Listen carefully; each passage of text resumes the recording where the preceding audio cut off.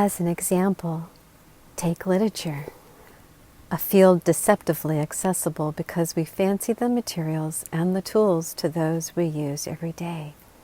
A generation ago, the Latin sentences have been parsed, and Latin being a dead language, no new ones are being brought out. With a conventional show of reluctance, but moved by an absolute inner necessity, American scholarship addressed itself to the English language. After making quite a good thing out of Tennyson and Browning, scholarship, moved by the same necessity, took up the present century. The change broke with tradition, but gave honest employment to the thousands of scholars who would otherwise have gone hungry to bed. All the time, however, the scholars in the normal course of their scholarships are reproducing their kind at a far faster rate than, well, the poets or novelists, or even who could hope so to do so. The container of literary scholarship swelled far beyond the humble dimension of the thing contained, the literature. Scholarship's first response to the new challenge was ingenious, but in the end, self-defeating. This was the manufacture of an entirely new kind of literature, not so much created only to be explicated as created by an explication. For reasons of speed, most of the auto-explicatory literature took the form of poems and short stories, but there were quite a few novels too. In theory, this should have worked. The average alert English department could have devoted half of its personnel to writing poems and stories and the other half to explaining them. Everybody changes at alternating years and times and a half for sabbaticals. In practice, the thing broke down. What happened was the students caught on to the stratagem. Their first response was to concentrate on courses involving the new literature. This was all too good. Next, they began to writing the new literature themselves, not only graduate students, but undergraduates as well. This was mixed. Next, they began moving into the faculty themselves immediately upon graduation and without the customary 2 or 3 years in the church school of the Middle West. This was bad. There was worse to come, for the vast majority of the reluctant graduates joined the faculty, not as lecturers or instructors or laboratory assistants, but as seminar chairmen in creative writing and as writers in residence. The latter, in general, are those who have been published outside the quarterlies. Even seminar chairman has, say, 12 students per academic year. Each of them plans to make writing his profession. This is to say, join the faculty, but every writer in residence with no roster of students is a potential influence on every undergraduate in the school. That's how we get to the seating problem. There's just not enough chairs. Most recently, literary scholarships with original problems only compounded by the results of the explicatory nature of literature has found another field of operation in the enormous mass of non-literature being published. Literary exaggerates have devoted not only individual lectures, but entire courses and whole books to such non-literature literature as comic books or daytime television dramas and prose styles in advertising. These new preoccupations do not indicate a deprived taste on the part of the contemporary exaggerates, nor do they imply the decline of the American muse.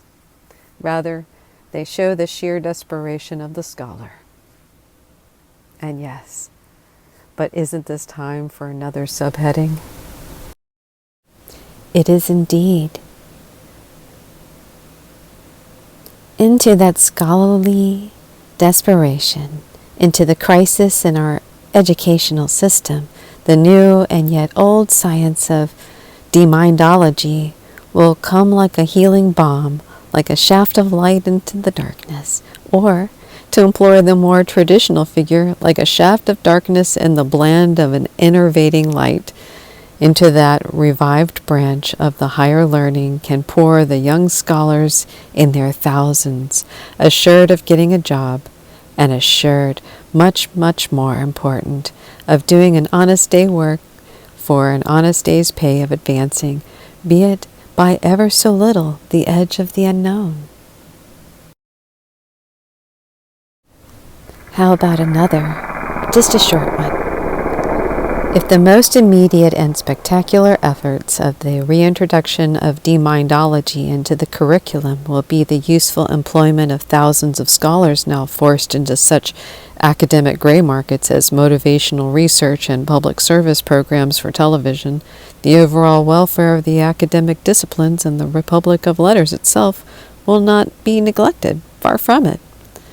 One of the effects of applying the traditional, exaggerated methods of literature is non-literature. There has been a certain blurring of the boundary lines between various academic disciplines. The literary scholar, for example, who spends a semester investigating the storyline in a sexual aberration comic, can hardly justify his interest in terms of literature. Inevitably, he finds himself slopping into sociology and even criminology. Likewise, the savant, who takes up a grant to analyze the levels of meaning in the televised episodes of the Kallikak family mysteries, finds himself writing economics and even notes on a hard money problem in a soft epic. Just in the literary scholar. Injustice to the literary scholar. It was not he who began this blurring of the boundary lines. Inspirational medicine began with a process with Freud, daring raids into Greek drama and Russian novels.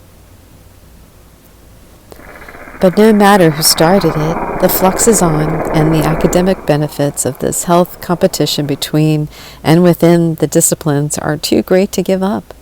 The advent of demindology will intensify this wholesome cross-fertilization in the field of learning.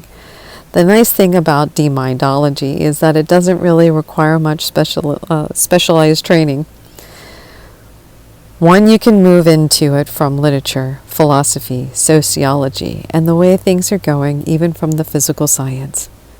The new discipline, therefore, can become a scholarly lingua franca, the long-sought core of the core curriculum, and not least in academic territory, rather like China before the Boxer Rebellion. With all the great powers enjoying traditional rights, what jockeying for position can one foresee that alliances made and broken, sorties attempted, repelled, regrouped, what mad pursuits, what struggled to escape, what pipes and timbers, what wild ecstasy. And all the while the great powers are struggling to annex the new discipline, the true demindology, will rest secure in the faith that just as the South came back from crushing defeat to annex the United States Senate, so demindology, by playing world literature against political science and legislative medicine against advanced fallout, will end up running the show.